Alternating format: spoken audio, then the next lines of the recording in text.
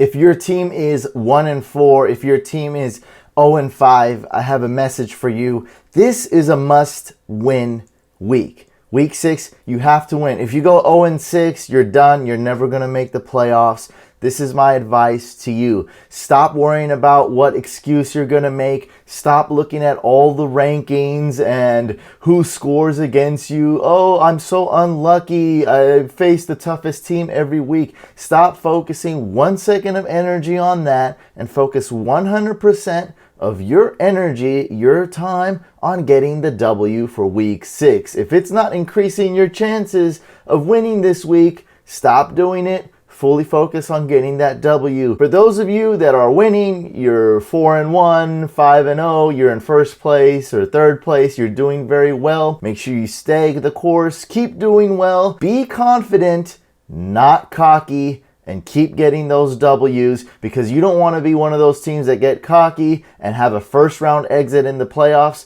Don't do that. Stay the course. Let's get that W this week. Here's the waivers.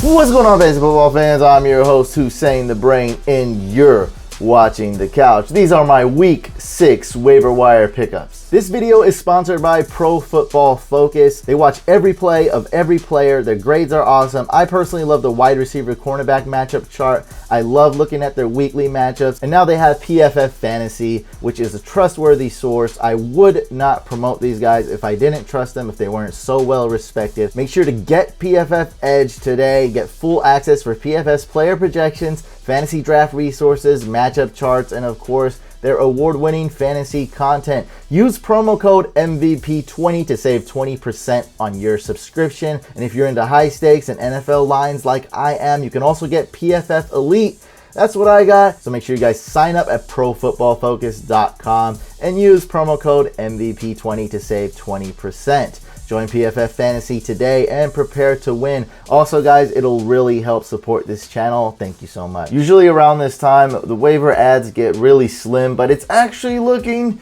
pretty decent so far. I'm sure there's going to be a drought and not too many quality pickups to add within the next few weeks. But for now, there's some good pickups at just about every position. I'm a little bit surprised, but not shocked. Maybe week 9, there won't be too many. Right now, there is. Number 1 is Jameis Winston. I talk about this guy a lot. I post memes about him. Yes, he does dumb stuff on the field. He does dumb stuff off the field. But he still has that type of upside. He still has that big play potential.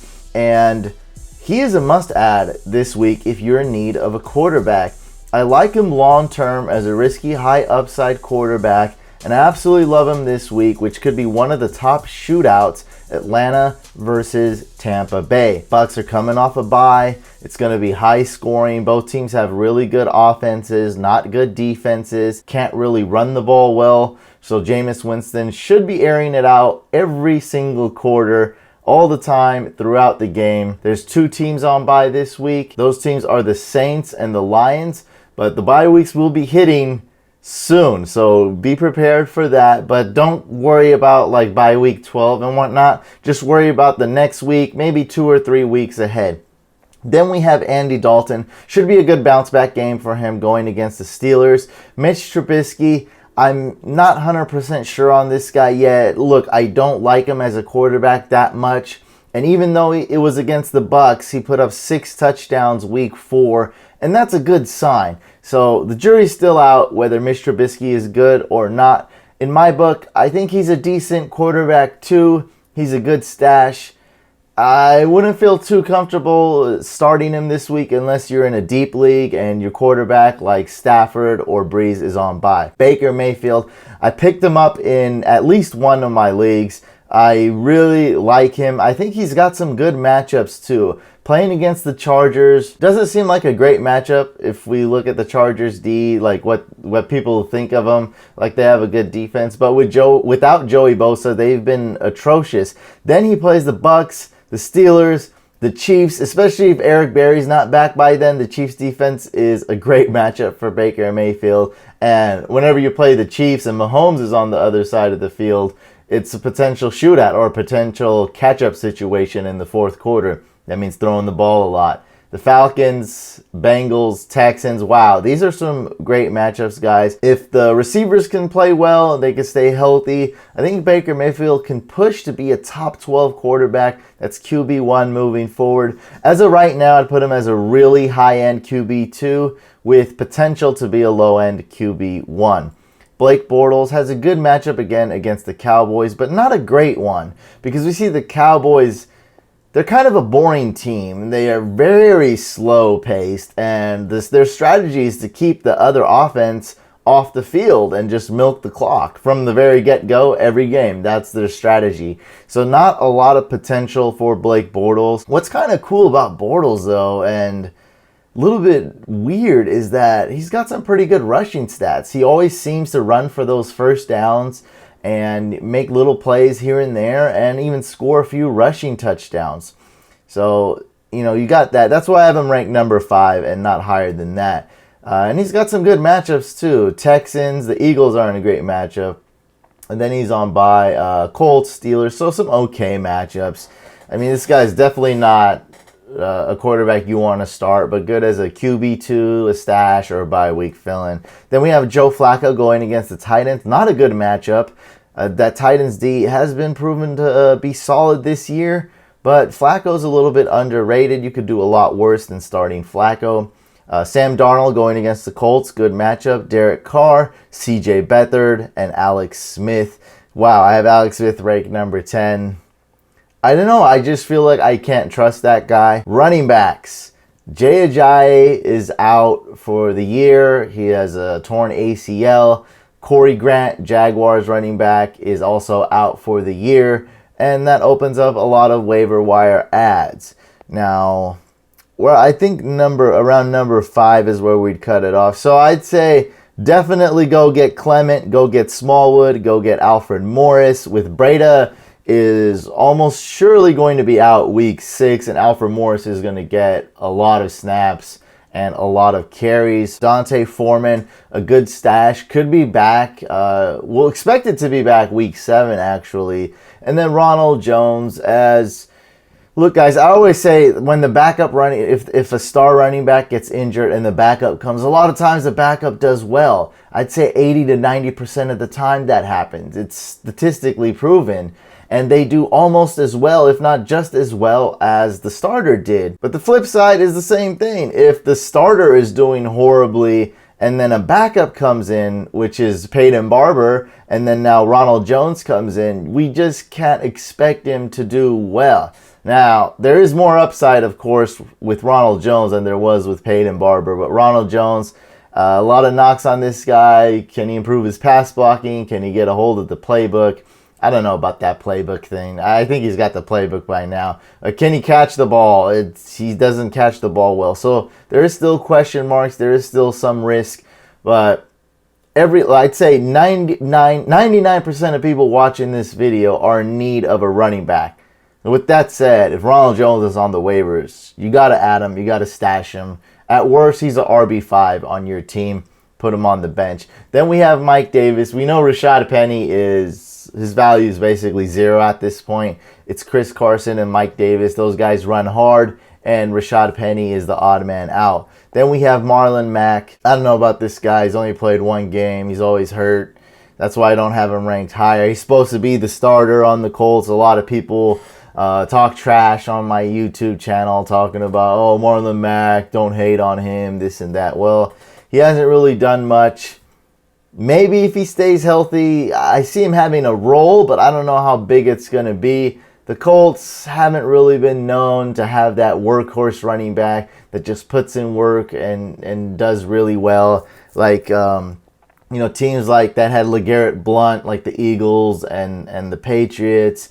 Teams that had, like Le'Veon Bell, Gurley, Adrian Peterson back in the day. The Colts just aren't that type of smash mouth team in my eyes. I just don't see Marlon Mack getting like 20 carries and just running the ball up the gut and getting a bunch of goal line carries and touchdowns. I just don't see it happening, even if he is healthy. With that being said, though, my other points. Running backs are scarce. Marlon Mack, if he's a starter, because Wilkins hasn't done much, he'll definitely have a role if he's healthy. Then we have Jalen Richard in deeper leagues or PPR leagues. Capri Bibbs, maybe worth an ad. Just recently, Adrian Peterson and Chris Thompson were hurt. That just happened though, literally hours before I'm recording this video. So keep tabs on their statuses, AP and Chris Thompson. Capri Bibbs could be starting or might be back to being the RB3 for Washington. Then we have Darren Sproles. He's sure to have a role if he's healthy, but he's getting up there in age. This is probably his last year playing football, and he's got a hamstring injury. Those can linger. Jamal Charles is working out for the Jags because Corey Grant is injured. Fournette's always injured, so maybe he's worth an ad. And Josh Adams of Philadelphia Eagles, worth an ad in deep leagues, super deep leagues, like 20-team leagues, and in dynasty leagues. I do have him in a dynasty league. Not planning on doing anything with him, but maybe he does something next year. For wide receivers, I wasn't the only guy on Kiki Cutie, but man, I was really adamant on him on the last video. I was able to add him off free agency in one league, and I picked him up off waivers in another league. So really happy I was able to get him. I actually did start him, and I got the W. So this guy is a must-add in every league, every format. With the injuries going on with the Texans, like Bruce Ellington, he's out for the year. Will Fuller, he's injury-prone. And even if Will Fuller does play, we know that Cutie does have a role in that offense. If Deshaun Watson's throwing the ball, man, and Kiki is lined up, he's a starter, he's fantasy relevant. And dare I say, you can start him nearly every week. That's how good this guy is. You have to add him if you need a wide receiver. Antonio Callaway has been a little bit inconsistent, but man, does this guy have talent. And Rashad Higgins is out. He's injured, so that boosts the value of Callaway. Then we have Robbie Anderson. He finally did something.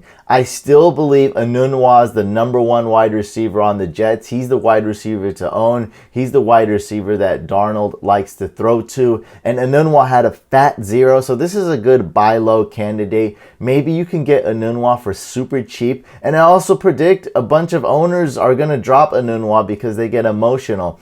Yet Robbie Anderson had 5 targets, and Enunwa had the same amount of targets, 5 targets. So even though it shows 0 catches for Enunwa, that still shows me that Enunwa is heavily involved in this offense. But finally, Robbie Anderson did something, and he is a huge, big play threat.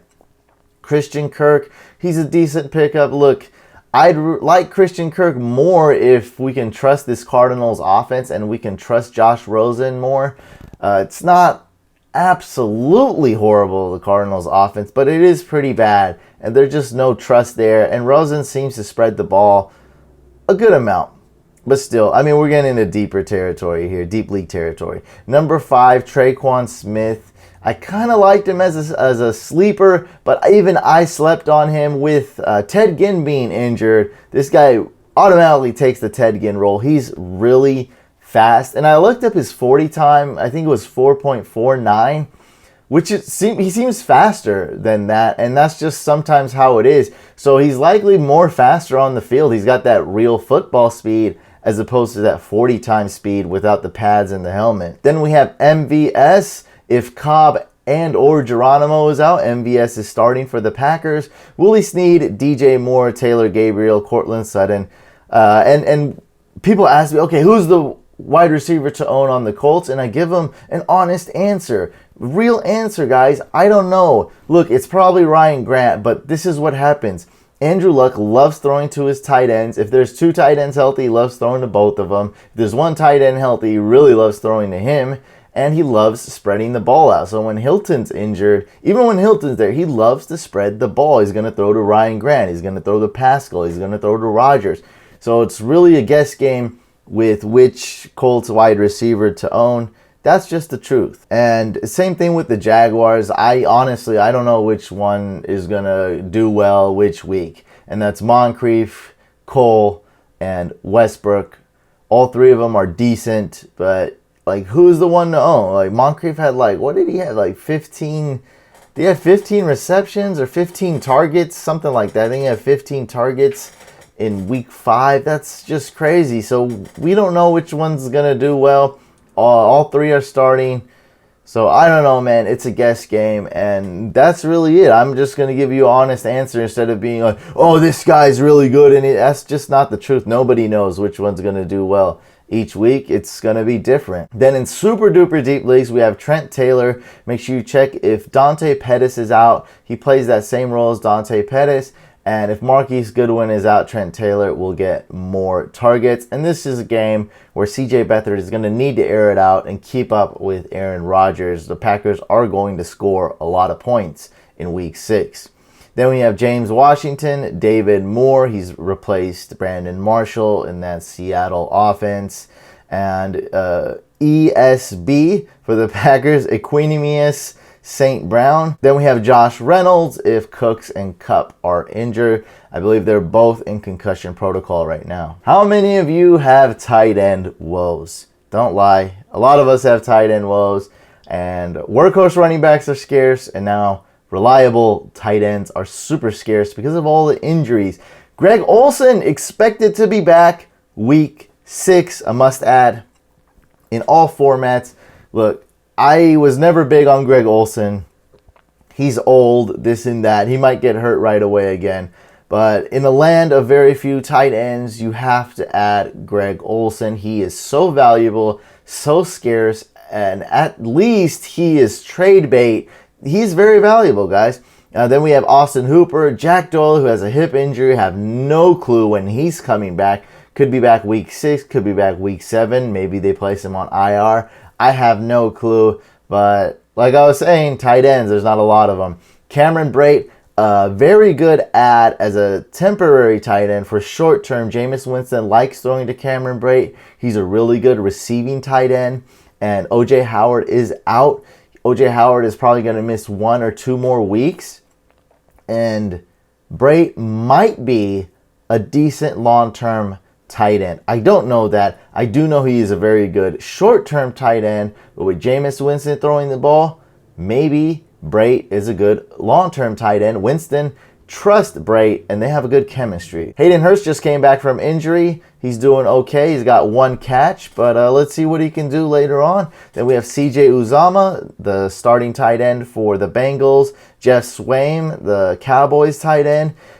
Now, a lot of people have been picking up Swaim, and he's been decent, man, for that Cowboys offense that doesn't throw the ball that much, doesn't rack up a lot of passing yards, a lot of passing touchdowns or receiving touchdowns.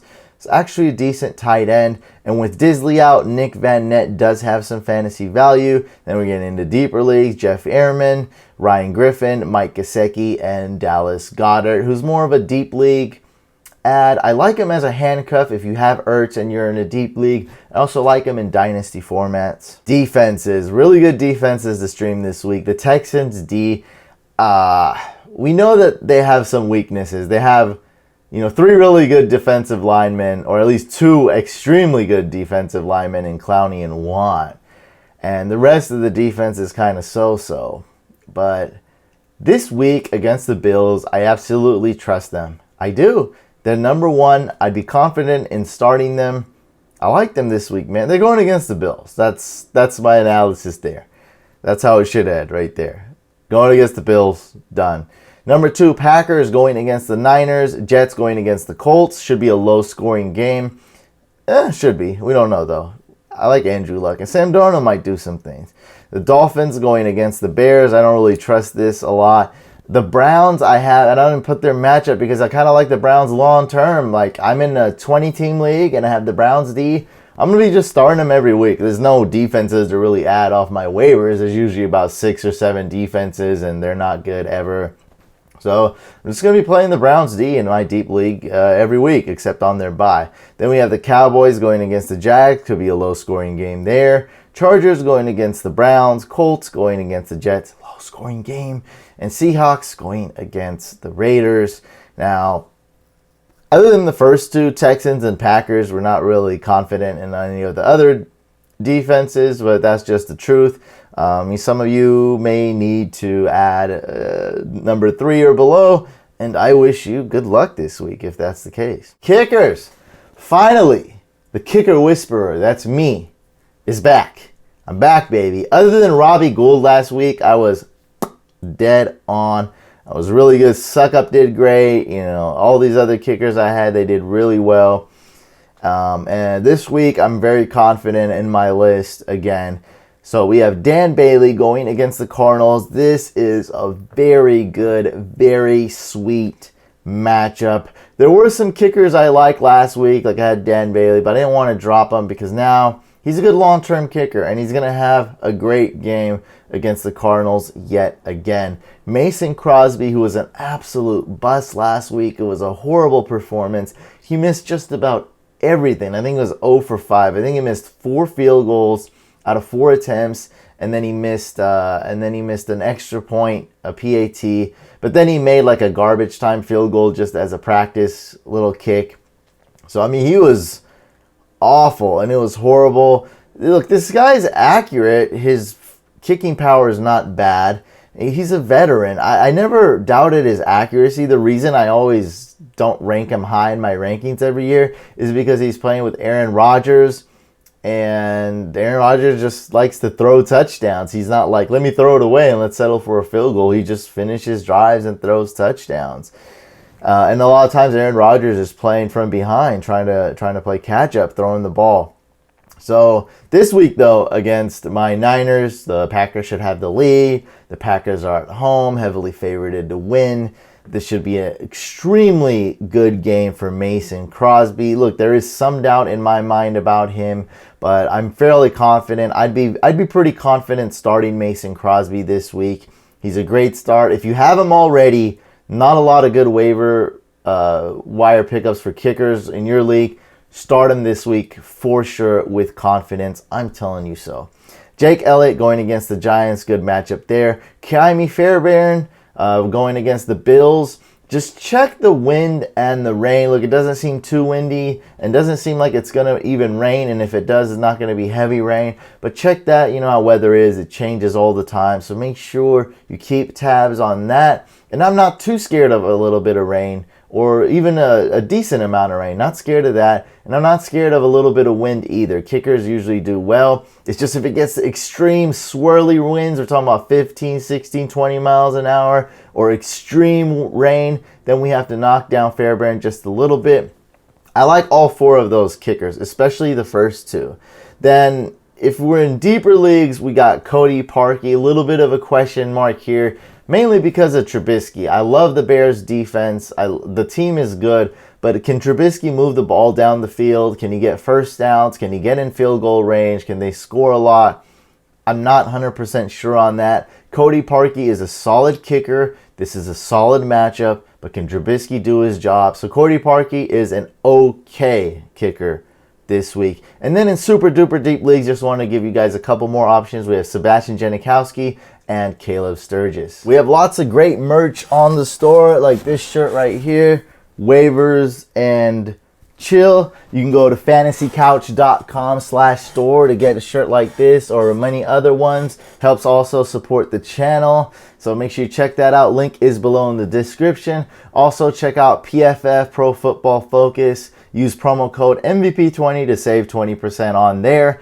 A lot of people don't know we have 2 channels, so make sure you subscribe to the main channel. And also make sure you subscribe to our second channel, the one with the orange couch, Fantasy Football Podcast. We do a podcast every Thursday right after the Thursday night football game. Like the video if you enjoyed it, dislike if you didn't. And I'll see you on the next video /live stream.